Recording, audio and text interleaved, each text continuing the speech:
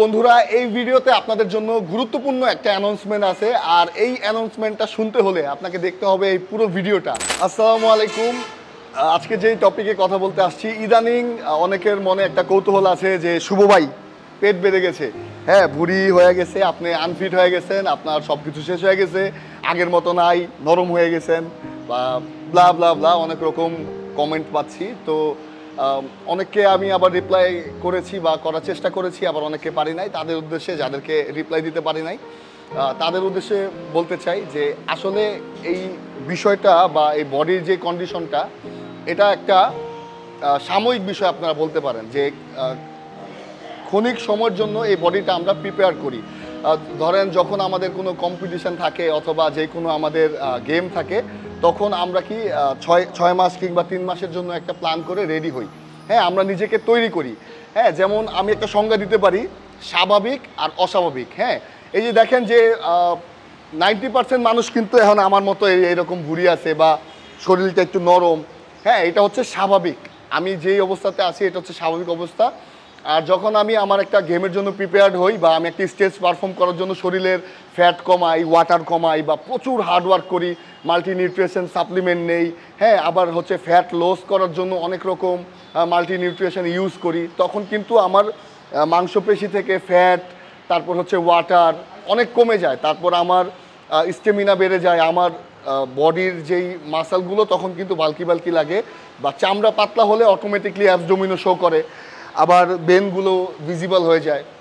হ্যাঁ, তো ওইটা হচ্ছে একটা অস্বাভাবিক বা যেটা স্বাভাবিক না আর কি, আমরা সহজ বাংলায় বলতে পারি ওটা হচ্ছে একদম অস্বাভাবিক।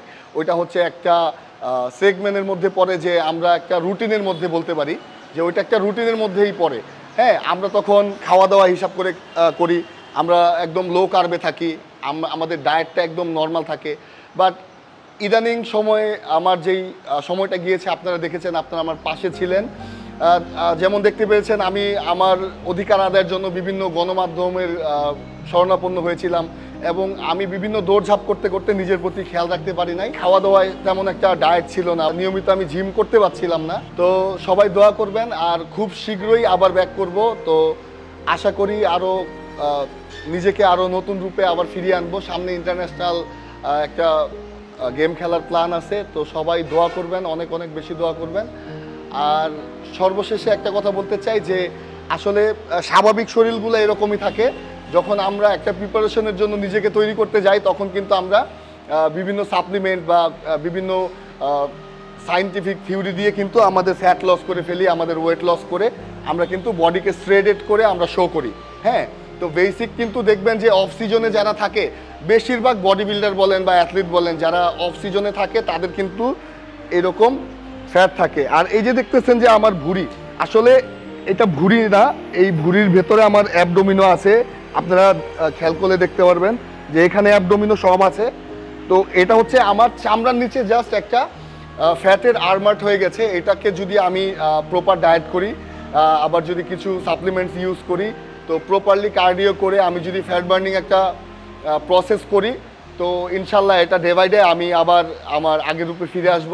তো আগের রূপে না, এবার ইনশাল্লাহ আরও বেশি ভয়ঙ্কর রূপে ফিরে আসব, কারণ মোটামুটি শুরু করে দিছি। তো সাইজ দেখতেই পাচ্ছেন আপনারা।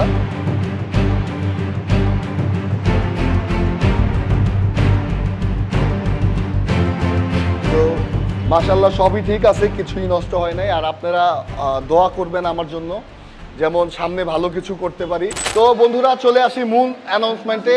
এই ভিডিওতে আমার শুভাকাঙ্ক্ষী যারা যারা কমেন্ট করবেন এবং শেয়ার করবেন, তাদের মধ্য থেকে 5 জনকে নিয়ে আমি ডিনারের আয়োজন করব। এর জন্য আপনাদের বেশি কিছু করতে হবে না, শুধু এই ভিডিওতে বেশি বেশি কমেন্ট করেন এবং শেয়ার করেন। বাকি লটারির মাধ্যমে উইনার সিলেক্ট করে সম্পূর্ণ ডিটেলস জানিয়ে দেওয়া হবে। ধন্যবাদ।